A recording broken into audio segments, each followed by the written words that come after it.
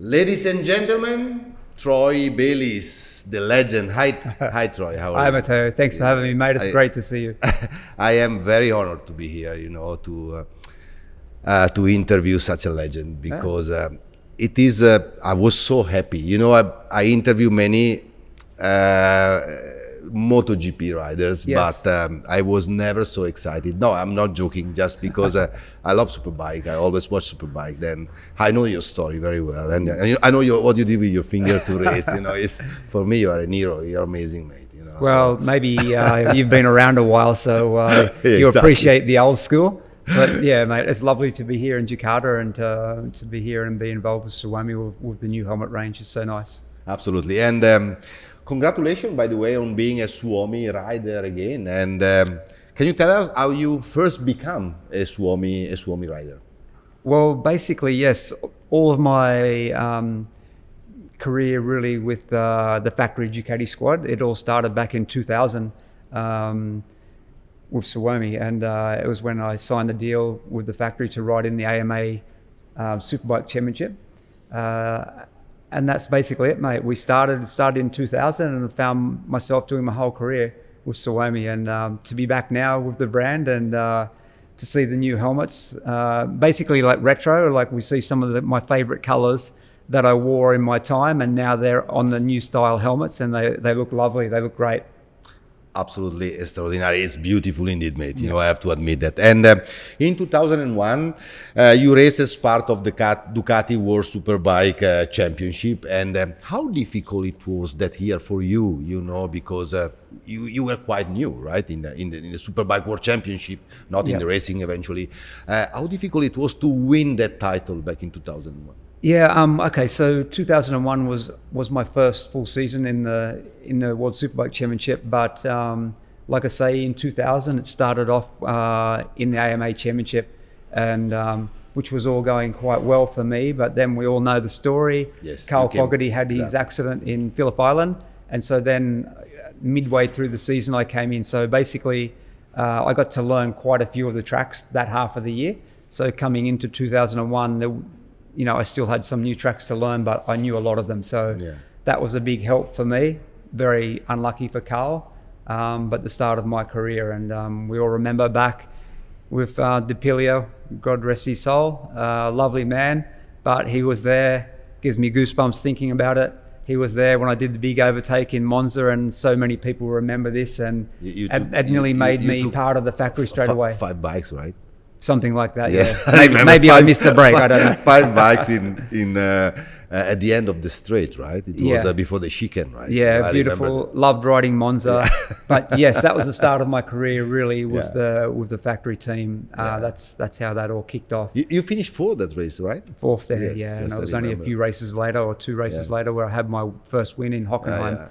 That's the Hockenheim one. Yeah, but 2001, yes, we had high expectations because I'd learnt the tires on the bike, Michelin at the time, and started to get comfortable with the factory team and how everything worked. And coming into 2001, we sort of already knew that I was going to be quite strong, and but to win in 2001, it was like, wow, that happened fast.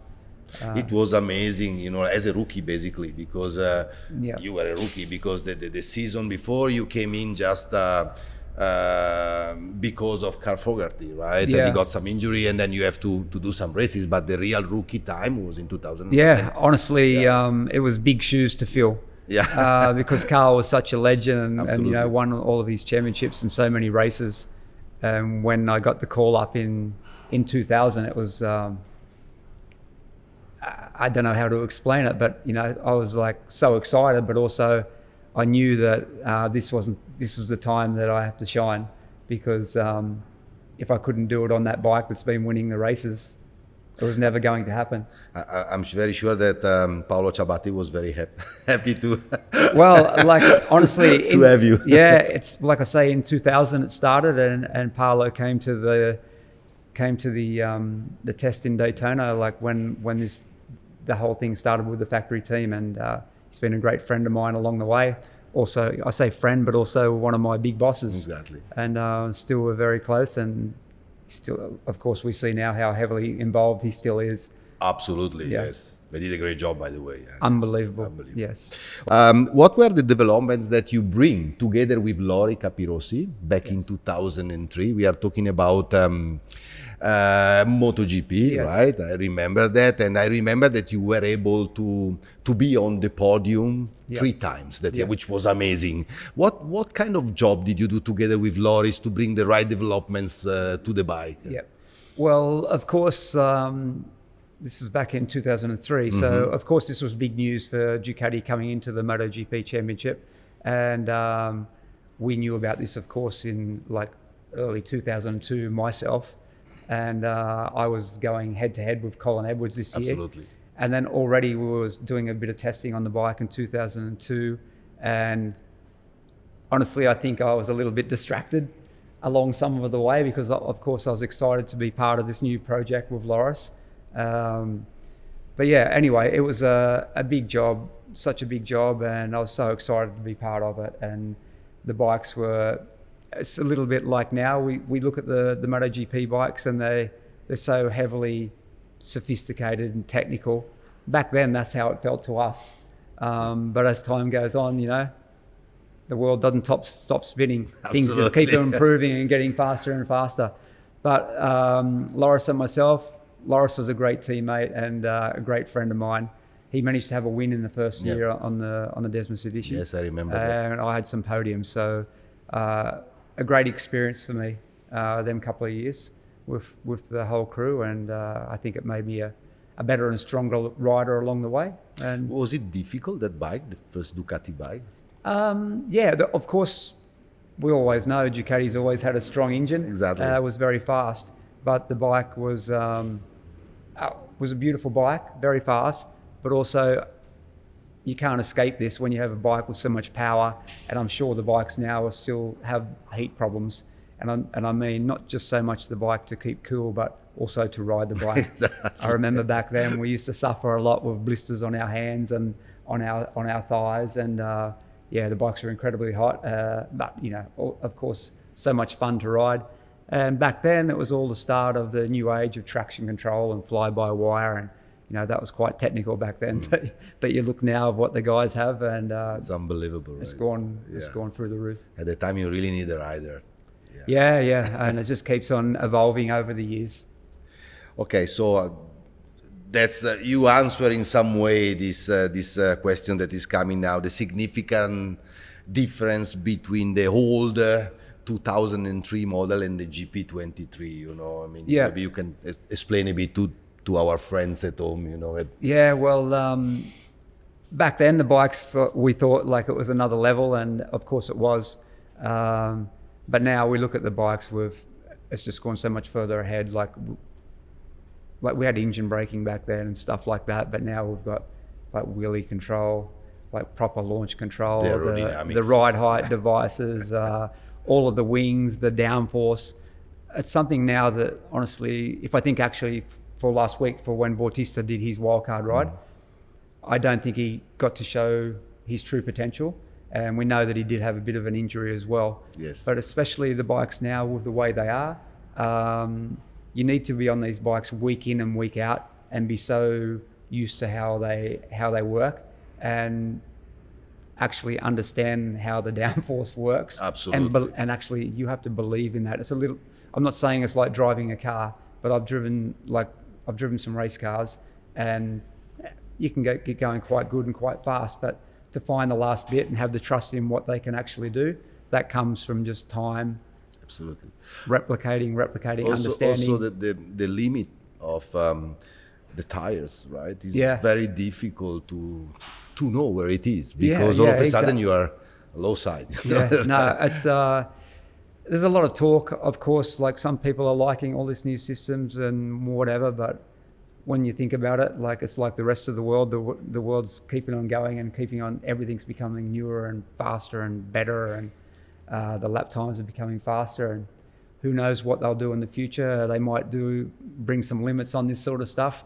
I'm not really into that, but I have already heard of some I heard things. also, yes. But I hope it happens because they need to step back a little bit. You know? I honestly, yes, I don't want to say as a rider they're getting too fast. Yeah.